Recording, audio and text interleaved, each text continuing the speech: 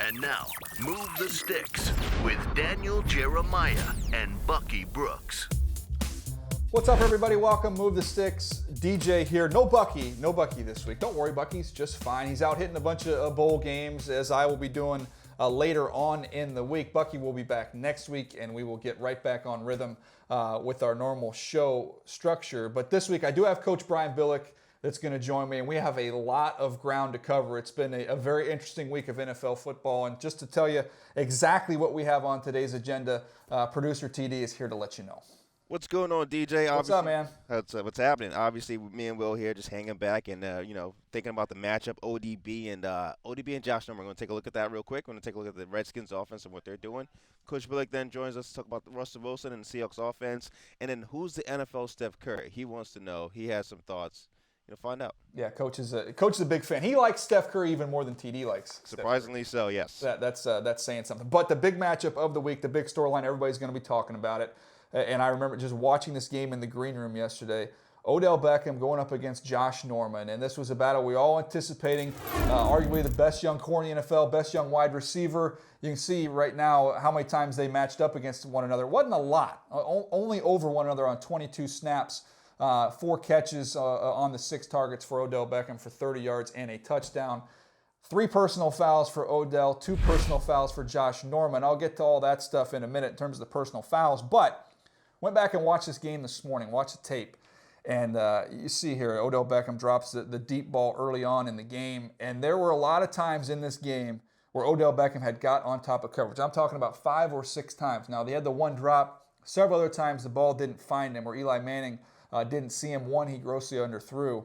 But this is a game, when you look statistically, it doesn't look that great for Odell Beckham, but when you study the tape, man, there was a lot of yards left out on that field. He could have had a very, very big day. But the drop passes and Eli not connecting with him, he didn't. Now, Josh Norman, everything underneath, everything breaking back to the quarterback. You saw what makes him great.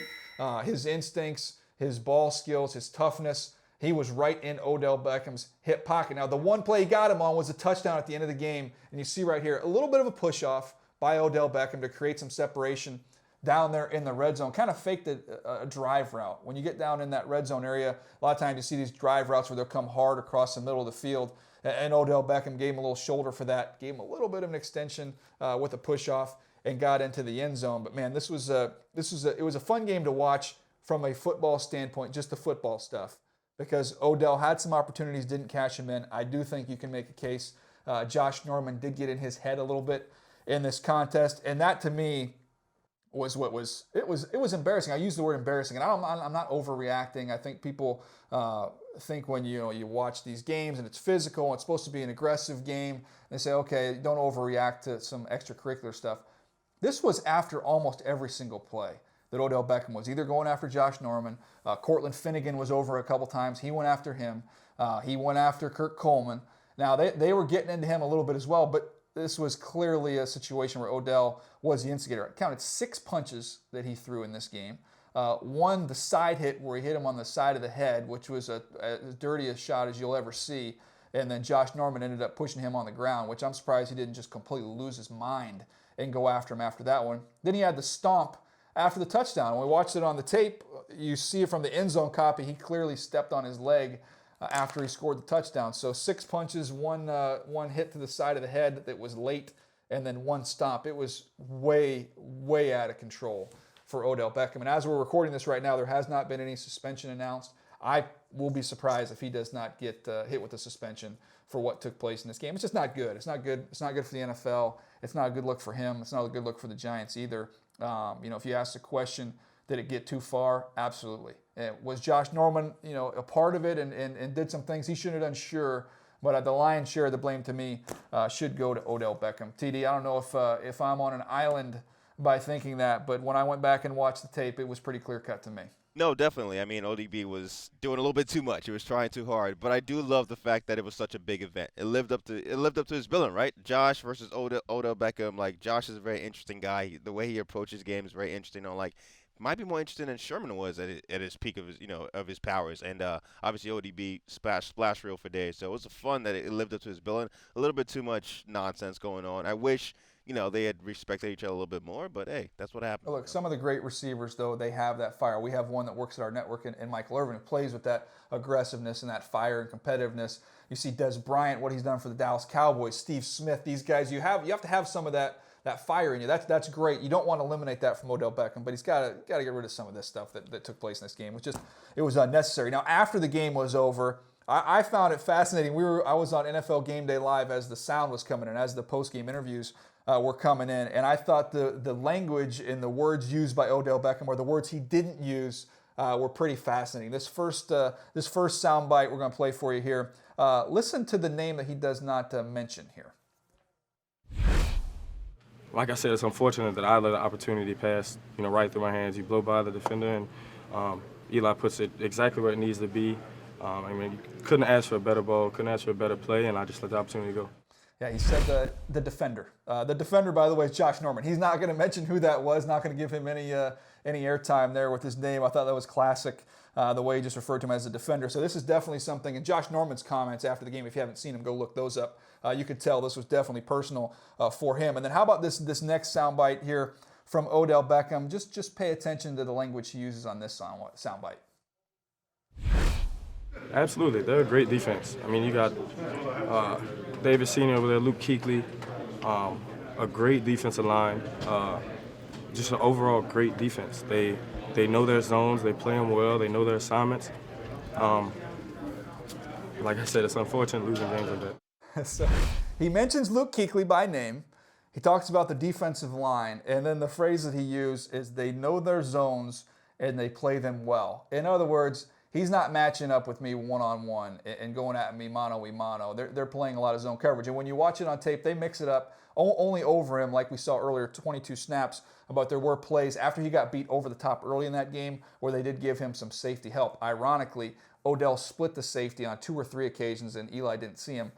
Could have parlayed that in some big plays. But I thought it was interesting. He wanted to make sure everybody knew this is not a mano-a-mano situation here, and he did that with his verbiage. Now, TD, I know we talk a lot about candidates for different awards here on Move the Sticks. Before we do that, DJ, let me throw a little soundbite in there. We don't have the tape, so I'm going to do my best Josh Norman. But essentially, Josh Norman was on radio today, and he came out and essentially said Odell Beckham, who had him Joker cleats. He was like, ODB is no Joker. He's Harvey Dent. He's Two-Face. And because Josh believes he's some sort of Batman. He's worn Batman shirts and whatnot. So it's just hilarious how these grown men just going after it. Well, look, and they're probably both going to get fined. We'll see if there's any suspensions that come down. But, look, if you're looking at it from a marketing perspective, take your personnel hat off and look at it from the branding. If everybody throws the word brand out there, this is going to get both these guys more attention. It's only going to help them. This does a huge deal for Josh Norman especially, right? Oh, yeah, you got to have a good adversary. If you're going to have the guy on the offensive side of the ball, you need somebody on the defensive side of the ball. That's when Richard Sherman, as well as he had played, he kind of launched himself up for the sorry Crabtree comments, and that kind of launched his stardom in terms of at least the media's perspective. And I think you'll hear more and more from Josh Norman as we go forward. But Josh Norman, when we look at the Defensive Player of the Year candidates, to me, he slides in. Look, there's some great candidates. You look at his wide receivers he's going up against and what he's done against them. Again, there is some cover 3 in this mix. There is situations where he's not traveling with everybody. But DeAndre Hopkins only got 35 yards on him. Mike Evans, nothing. T.Y. Hilton, 15 yards. Des Bryant, who was not fully healthy, 6 yards. Julio, 33. And now Odell Beckham, 30, only 1 touchdown with all those great wide receivers.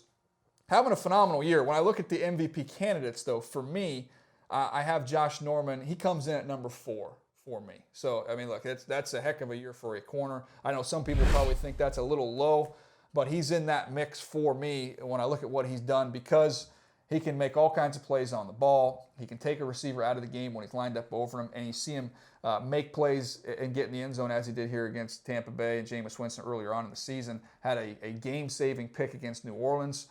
So he's had some game-altering plays, and that's why I'd put him at number 4 on my Defensive Player of the Year list. But if I'm going to rank him from 1 to 5 here, I'll just kind of rip through my list of where I have him right now with a couple weeks left to go. I'd have Aaron Donald would be my choice. I'd have him as my number 1 guy.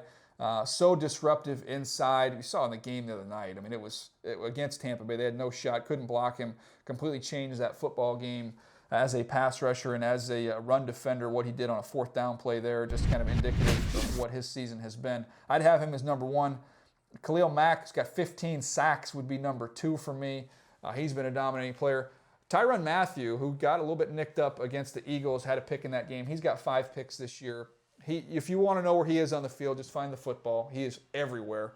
He'd be my 3rd choice. Norman, as I mentioned, at 4. And J.J. Watt, who has set the bar so high for himself, maybe I'm being a little bit harsh here, but I'd have him at number 5 on my MVP list. So it's a pretty good list of candidates to choose from. Most definitely. But another big story from this game, obviously, is how the game ended, right? After Odell Beckham goes up and makes that big catch. What did you see on that next drive from Cam? Well, I thought it was kind of funny. I mean, you have that close-up shot on the TV copy where, they kind of show the touchdown against Josh Norman by Odell Beckham. And it's, Odell Beckham's playing it up. He's celebrating. He's going to the crowd. And, okay, now what's next? We know the Giants' defense has not been able to close out games. They don't have a closer on that team. And then you see Odell Beckham just hooping it up. And I'm sitting here going, wait, so there's a lot of game left. There is a 1 minute and 46 seconds left. That's a lot of time for Cam Newton. And then we see the shot of Cam. He just kind of nods his head like, I'm good. You left me way too much time. And you saw him, okay, we're going to rush 2. We're going to try and drop everybody off into coverage. No dice. He dissects them, completes the ball. Then they're going to say, okay, going to kind of mush rush. Cam Newton's going to extend, buy some time. They get sent, drop 8, no big deal. You get somebody uncovered. Then they rush 4. He threads the needle, fits in a nice little skinny post, throws that better than anybody. They're going to rush 4 again. They're going to try and keep a linebacker to contain him. Breaks contain, going to make him miss. And now next thing you know, you're already in field goal range with plenty of time to spare. And Graham Gano knocks in the game-winning field goal. But Cam Newton, the poise that he showed, something that, by the way, am I allowed to let the cat out of the bag, TD? Please do. Please do. Let him know. Because talking about Cam Newton here, MVP candidate, we did something on the podcast last year with the rookie quarterbacks entering in the draft with Jameis Winston, Marcus Mariota, and we did these 360 podcasts where we kind of talked to a bunch of people around them and mixed that in with my evaluation. So you got the background from people that know them, coaches, opponents, teammates, as well as my take on them. We put these into individual podcasts on Jameis and on Marcus, and we're going to do it on MVP candidates in the NFL this year. So Cam Newton, we've already started working on it, already collecting sound from people that know Cam Newton going back into college, as well as what he's done in the NFL. So that will be coming your way at the end of the season as we go towards the race for the MVP. No, for sure. It should be a fun project to work on. I mean, it's definitely being able to dive into like college pass, a high school pass, and people don't know. Cam has had an interesting start to his collegiate career. People forget, so it'll be fun to work on that. Yeah, so be on the lookout for that. That will be the. Are we just going to call it Cam Newton 360? Cam Newton 360. There you go, easy peasy. One more thing before we get Coach Billick in here. The Washington Redskins.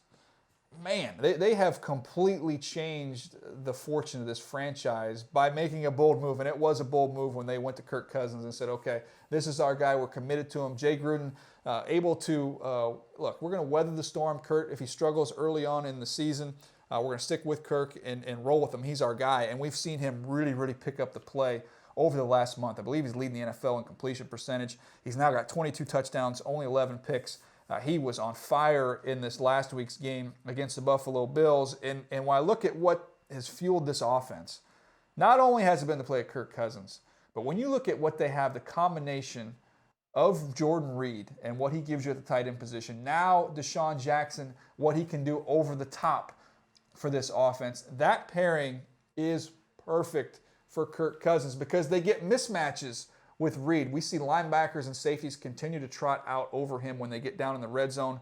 They've got no shot at covering him. And now the field expands for Reed because you got Deshaun Jackson who can get over the top of coverage. And we're seeing Kirk Cousins get some of those chunk plays. So get the chunk plays to get you down in the red zone. When you get down in the red zone, you have an uncoverable weapon in Jordan Reed to the point where we always make fun of people when you're playing the Patriots and you watch them split out Gronk. How many times have we seen it? Them walk a linebacker out there, walk a safety out there. They're not quick or athletic enough to deal with him. We're seeing the same things now with Jordan Reed. He's that type of a mismatch player.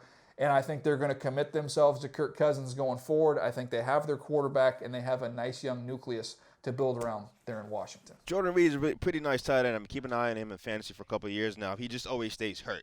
So, I mean, but if he's healthy, how good can this guy be? Well, I think right now when you start looking at tight ends in the NFC, or tight ends in the NFL right now. I mean, obviously you start at Gronk number 1, Greg Olsen obviously right there, Tyler Eifert right there. I mean, Gary Barnidge has a big year. I think Jordan Reed, you put him up there in that conversation, no question. Gronk, to me, it's Gronk, and there's a gap between the next group of guys. And I think Jordan Reed is jockeying for position in there, even with a guy as established and as good as Greg Olsen is. I think Jordan Reed, as a route runner, what he's able to do, he's like a wide receiver. And teams are going to have to start treating him as such because linebackers and safeties have no shot against him. His short area quickness is just too much. All right, TD, we got Coach? We got Coach. We're going to bring in Coach. Oh, let's do it. Coach Brian Billick is going to join us right now. All right, well, Coach Billick's back with us once again here. I say us, Coach. No Bucky today. It's a solo mission for me. I'm flying solo. So he's bailing on the holidays. Okay. Oh, yeah. That's Bucky. He pulled a fast one on us, Coach. But it doesn't stop us from having our fun here. And I want to keep going here on the NFC East, talking about the Redskins and their big win. When you kind of forecast this thing going forward, based on what you've seen, man, it looks like the Cowboys they're done, obviously. Now you got the Giants. Can't finish football games. Once again, same storyline. The Eagles get throttled by the Cardinals, but yet the Eagles could still win the division if they win out. So there's still a lot in play here. You still view the Redskins at this current moment as the favorite in the East? I think so, just on momentum and confidence. Philly is certainly capable, and obviously the way the schedule lays out. But that was a pretty good beatdown by Arizona, and I just don't see a very confident Philadelphia team. And Washington is just that. Now, yes, it is on the road, but Washington having to go up to a Philly, short drive, not a big deal in terms of the travel. I just think the confidence of where Washington is right now is the difference maker. What do you see in Kirk Cousins, Coach, from the evolution of him? To me, it looked like a guy early on, you had a bunch of turnovers, so then they really reined him in. I mean, leading the league in completion percentage, partly because they're being conservative with the offense. And now it seems like as he's gotten some confidence with the easy things, now they get Deshaun Jackson back healthy, and now it looks like they're kind of expanding what they do with Kirk Cousins. Yeah, it was just a couple weeks ago that Jay Gruden said that, well, we're still deciding about Kirk Cousins because this is a decision that's going to spin forward. They've got to decide what's the next step. If not Kirk Cousins, then what? And I think he has played well enough along the lines that you're just talking about. He's proven he can be a good, solid quarterback in the NFL. Is he a championship caliber quarterback? I don't know about that. He's due to make a payday. I don't think he's going to get one of these $100 million contracts. He's going to get one that's qualified just enough to kind of, back them up that if it doesn't turn out, they can back out of some money. He's going to get a good mid-level contract. But certainly he has earned that, and as much as anything, I don't think there's a whole lot of other alternatives. I certainly, as it would look at right now, and I'd probably defer to you on this, but versus the incoming class of rookie quarterbacks, I'm not sure I wouldn't take Kirk Cousins against that field. Yeah, I would put him right at the top of the list, Coach, and especially because what we've seen is apples to apples on an NFL field. You know what you've got. It's clear packaging with Kirk Cousins as opposed to projection. A quarterback that's been rolling the last few weeks, kind of a little bit under the radar if possible because of the well as Cam Newton's been playing, is Russell Wilson. And you tweeted out, while Russell Wilson obviously capable of being a running quarterback, he can and will win from the pocket. That's the difference. What have you seen from him? Just that. I think he and Cam Newton, I'm going to write about that this weekend, these guys are on a 6-game run like we've never seen. And I mean never seen from a Tom Brady, a Peyton Manning, a Drew Brees. This 20 touchdown to 1 interception for Russell Wilson, 19 touchdowns to 1 interception by Cam Newton. Their completion percentage well above 65%. I think both of these quarterbacks have gotten to the point where they can drop that mantle of an athlete that can play quarterback. They're both quarterbacks that also happen to be athletes. They're doing it from the pocket. And as many people have pointed out, it's not like they have this stellar supporting cast like the receiving group we see in Arizona and Carson Palmer or what Ben Roethlisberger has in Pittsburgh. So, yeah, I think both these guys are just on the cusp of that elite level, and it's just going to be a matter of a couple more games, a little bit more time. Of course, Russell Wilson has the Super Bowl win to put that mantle on there, but Cam Newton's not far behind, particularly if he can pull off this 16-0 season. Yeah, it's pretty fun to watch. The NFC playoffs, I think, are going to be the best we've seen in quite some time, the way Arizona's rolling as well. It's going to be fun to watch all these top quarterbacks go against each other. One more question, though, on Cam and on Russell. One of the things when I watch them, Coach, to me, I think as they've gotten more experience, I think you see that the eyes have sped up, but they've slowed everything else down. I mean, Russell Wilson, almost looks like Brady from the lower half when he's in the pocket, where it's just so quiet and so calm with his feet, gets his cleats in the ground, and can throw. When you're developing a quarterback, how much of a challenge is that to get them, everything's going so fast, but then to be able to slow things down for them? Yeah, and that's the term you hear quarterbacks say, that things, when they'll come to that point, Bill Walsh believed it was by the middle of their second year. If things didn't slow down, and you're right, they don't physically get slower, they just are a little clearer. They're understanding what they're seeing a little bit better. If that doesn't happen by the 24th, 25th, 26th start for them, then it's probably not going to happen. And certainly for Russell Wilson and a Cam Newton, I think things have definitely slowed down. They're seeing things more clearly. Russell Wilson has all the throws. He has the touch throws. He has the power throws. Cam Newton, line of sight throw. There's none better in the NFL right now. I'm not sure he still has, I don't know that he has those touch throws yet. The way you can bring that deep ball in over the top, throw the ball in behind a linebacker in front of a safety. But what he has got is pretty darn good. Yeah, those bang eights that he throws are just absolute lasers. With his release and velocity. Coach, when we talk about Russell Wilson being a little bit undersized, another undersized player in this league that's absolutely ripping it up once again is Antonio Brown. And you tweeted about your guy, Steph Curry. So you went and watched the NBA game. You watched Steph Curry do his thing. Now you got Steph Curry on the brain. You said Antonio Brown is a Steph Curry of the NFL. He can hurt you from anywhere on the field. Yeah, I got a man crush on both of them because they both just seem so effortless in what they do. Antonio Brown, no matter what the matchup, whether it's yards after the catch, whether it's getting open, obviously he and Ben Roethlisberger have that sixth sense now, kind of like you see the Steph Curry's passes, and how did he know that guy was there, when he threw it there? Well, they have that kind of sixth sense about them, and Antonio Brown, yeah, clearly the best receiver in the league right now. Just brilliant in what he's doing in every facet. He's a deep threat. He's yards after the catch. He's a good route runner. He's as complete a big-time receiver as we've got in the game. Coach, I want to get your take on this real quick. Last week we did a video that's gotten pretty popular on YouTube with me and Bucky debating Antonio Brown versus Odell Beckham Jr. Now, I know it was an interesting week for him. That's a whole other conversation we got in a little bit earlier on the show. But if you had to just pick one, you got to go win a game tomorrow. You get your choice of those two wide receivers. Who would you take? Well, for some of the reasons that people are talking about right now, I just trust Antonio Brown. I don't trust Odell Beckham yet. Now, he's young, okay, and let's give him – and he's in the big stage in New York. I mean, what he did the other day was just knucklehead. I'm not sure it's not – as you know, DJ, you're always wondering about young players. Is this you? Is this a sign of your character, or are you just young and stupid? Yeah. And that's the question I have on Odell or on Beckham right now. Is he just young and stupid?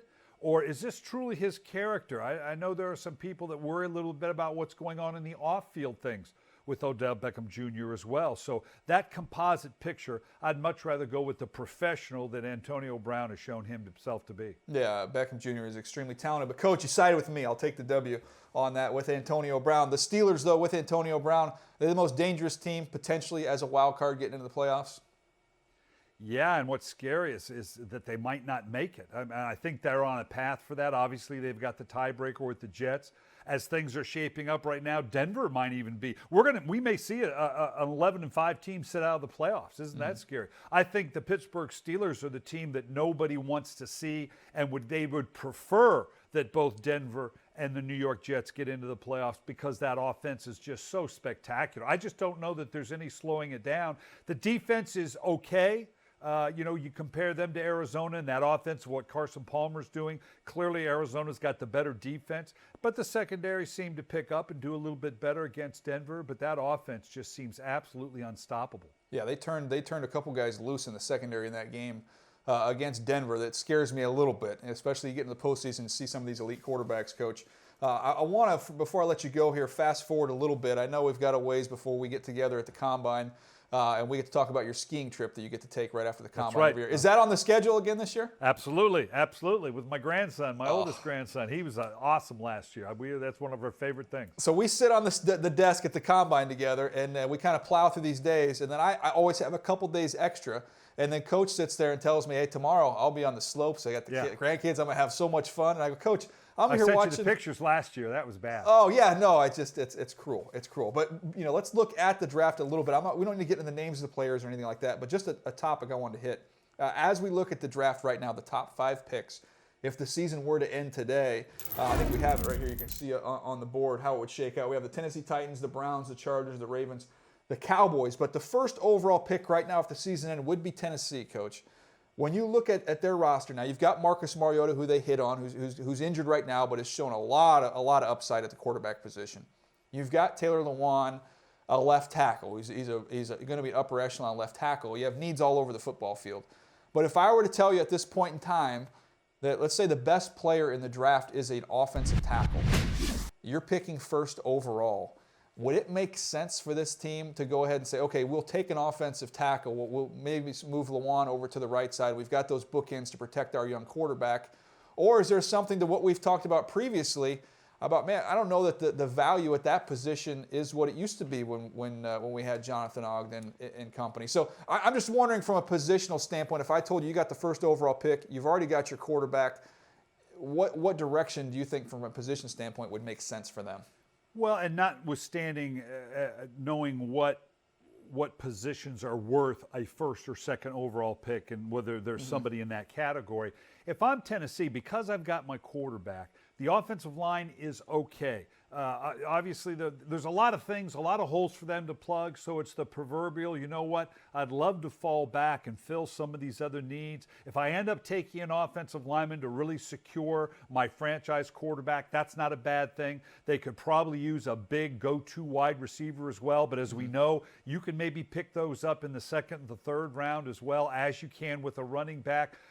Defensively, and again, we got to get a sense of what are they going to do. The changes they're going to come in Tennessee, although they'd be very smart to keep Ray Horton as their defensive coordinator, in my opinion. So there's any number of things that they might need. But I think they're a good enough team, and obviously with the growth of Marcus Mariota, it's about numbers right now. I don't know that there's going to be that one guy in the draft that makes Tennessee a contender right now as much as a good, solid first and second day and get as many picks in that first and second day or even in the second day as you can get. I just wonder, though, if there's the pressure because you have a quarterback. Let's say I'm just kind of spinning off here of the guys I've seen. I think there's going to be big-time linebackers. I don't think there's going to be an edge rusher that's really going to be worthy of that overall pick. You've got linebackers, you've got corners, you've got offensive tackles, defensive tackles. I just wonder when you have an investment in Marcus Mariota, if there's an added pressure there to say, you know what, let's just secure this kid. Let's just get him protected. Yeah, and I think that would be a good thought, and there's nothing wrong with that, although more and more people are putting less value on the edge protectors because of what you can do protection-wise and the like, that I think that's actually that idea of that franchise left tackle that we had, as you mentioned, with Jonathan Ogden. I think that's been devalued just a little bit. I got no problem with them taking an offensive lineman with the first overall pick. If it were my druthers, I'd rather have a few more picks and maybe fall back and pick up an extra second-round pick. Yeah, no, it's going to be fascinating to watch. We're going to have a lot of fun talking about this stuff at the Combine this year, Coach. Real quick, I want to, before you go, promote, you got a new article coming out this week. You talking on some backup quarterbacks, Coach? Yeah, and just in the sense of, we've talked about it many, many times, that there aren't 32 people walking on the face of the earth that can play quarterback in the NFL on a given weekend. And we got a bunch of them starting at quarterback in the NFL. So we're going to look at that, obviously, because all you have to do is look at what we played with this weekend. Talking about Brandon Wheaton shows up again, Zach Mettenberger, Kellen Moore. I mean, there's a lot of guys there that get forced into duty, but also going to focus on, obviously, just how special a run that we're seeing with Russell Wilson and Cam Newton. Quarterback position right now in the NFL, interesting, from the top to the bottom and what's emerging. All right, Coach, and this will probably be the last time I see you before the holidays here. Happy holidays. Want to again remind everybody, one of my favorite presents, Coach Billick gave all the scouts one year. He gave us all $1,000 out of your own wallet and took care of us. So the computer is still up and running. It still works. So that was your Christmas present to me. It just keeps on giving year after year, Coach. I love it. I love it. I love it. What now? Last thing, that's what you did for us scouts. What's the nicest gift that you can recall? The players buy each other things. You'll come down there during the year and you'll see, the quarterbacks buy their offensive linemen, something the running backs might buy. Is there any one particular over throughout your career that kind of stood out to you as kind of a different gift? I tell you what, of all people, and I didn't realize it at the time, but I had a quarterback give me a bottle of wine that I still have, that I have now come to find out, and I knew it was a nice bottle of wine, but I didn't realize it was that nice a bottle of wine until I had a guy here that really knows his wine, and he was going like, it was Kyle Bowler. Yeah, really? And the guy said, where did you get this? Because as I understand it right now, this is like a $1,500, $2,000 bottle of wine now. Wow. I'd have played Kyle a whole lot more if I knew he was going to give me bottles of wine like that. Oh, that's a good way to end it. That's a good way to end it. Good Kyle Bowler story. Coach, happy holidays. Thanks again. You too. All right, time for Plays of the Week. Favorite thing we do here on the Move the Sticks episode. And this week we're looking at some big-time throws from quarterbacks, and we're going to look at some big-time plays by cornerbacks. But let's start off with Teddy Bridgewater. Needed a big day. It was on his shoulders in this game, and he delivered against the Chicago Bears. How about this fadeaway? He drops right into the bucket for Stephon Diggs. Kind of falling away, and you can't place the ball any better than this right here. Big-time touchdown pass by Teddy Bridgewater. He got rolling. We'll see if he can carry that momentum going forward. But a quarterback we've talked plenty about, and we'll continue to talk about, the front runner for the MVP, Cam Newton. The Bang 8, the skinny post. Nobody throws this ball better than Cam. Look at the ball placement that he gets on this throw right here. Devin Funchess for a touchdown. A little unorthodox, stepping in the bucket right there, but just the velocity and the accuracy, it does not get better. Now, those two resulted in touchdowns. This throw from Carson Palmer is not going to get in the end zone, but you see it on the bottom of the screen, perfect pass. You cannot throw a ball better than this one to Michael Floyd. Look how small and how tight that window is. He catches the ball, gets down inside the 2-yard line. Nice little push off here. Don't worry about that. Don't let that get in the way of a great throw by Carson Palmer. So we've seen 3 big-time throws. Now we're going to see 2, not so much. But we are going to see big-time plays by rookie corners. Demarius Randall, he's got help over the top. He knows it. Reads Derek Carr. Ends up getting a layup. He knows what to do with it. The rookie from Arizona State. He's going to get it back in the dirt for a touchdown. Derek Carr kind of falling off his back foot. Ball takes off on him. And the rest is history. Touchdown for the Green Bay Packers. And if you like rookie interceptions that result in touchdowns, you're going to enjoy this one from Marcus Peters. He's got 7 interceptions on the year right here. Look, you see the Raven receiver fell down. Number 83, TD, I don't even know who that is. TD, you don't know who that is either, do you? Number 83. No idea. Nobody cares. Okay, nobody cares. Well, Marcus Peters got the ball. Producer TD hadn't done his homework on the Ravens roster. He's just looking at those nasty pants that they're wearing. Marcus Peters going to take that back for a touchdown. On his way, in my opinion, to being the Defensive Rookie of the Year in the National Football League. All right, that's our plays of the week for this week. And before we get out of here and wrap this episode up, TD, I want to give you a little food for thought. You totally whiffed on the name of that Ravens player. I'm going to forgive you for that because right now I'm going to test you a little bit. They're like the Sixers of the NFL this season, the Ravens roster. Oh, gosh. It is literally, I got to look and say, who is that? Who is that? I don't know who these guys are. We've talked so much about Cam Newton, and we've talked about Russell Wilson. They're doing their thing, playing at an elite level. Coach Billick mentioned that earlier. But I just want you to look up the numbers. Can you look up the numbers for Tom Brady right now and tell me what we're looking at here? Because I know Cam Newton's put up these monster numbers. I know Russell Wilson. How those numbers for Tom Brady shake out? Well, Tom Brady, we're looking at right now, Will and I are. And comparing him to Cam Newton, can you give me a comparison? Well, his numbers are pretty good. Let's start off there. He has, it's funny enough, he has obviously less touchdowns. I mean, more touchdowns. More touchdowns. Better passing completion percentage at 64%. By 6%, right? Yep. He has 6 interceptions. Cam, I believe, has 9. So he's got more touchdowns, fewer picks. How about yardage? What's the difference in passing yards between the two? He has over 4,000 passing yards. And Cam Newton has, we're looking up his live, guys. It's so about 3,000. Yeah, it's about 3,000. 1,000 more passing Cam yards. does have him rushing touchdowns, though. But yeah, Cam has rushing yards. I think he has 500 rushing yards, 7 rushing touchdowns. Brady has 3 rushing touchdowns. It's just interesting to me because Cam's having this all-time year, and I do believe he's the MVP. But Tom Brady has gotten to the point where he is so good that he's commanding all these statistical numbers and getting no attention for it. You got to get the good story, too, though. Cam's a good story. I know, but Tom Brady, when you look at what he's playing with, not much. Random fact, though, do you think Tom Brady enjoys the QB sneak better than throwing the ball? I think he loves the QB sneak. He's unstoppable on the QB sneak. I just want to drop a little nugget on that. you there at the end of the episode here. We focused so much on Cam and the job he's doing, but man, you got to give Brady some love as well. Thank you guys for checking us out here on Move the Sticks. Only one episode this week. I'm out going to bowl games. Bucky was gone today, but we'll both be back next week.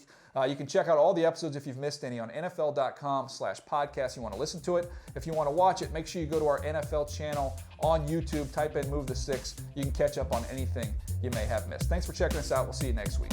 Thanks for downloading Move the Sticks with Daniel Jeremiah and Bucky Brooks. For more, go to NFL.com/podcasts.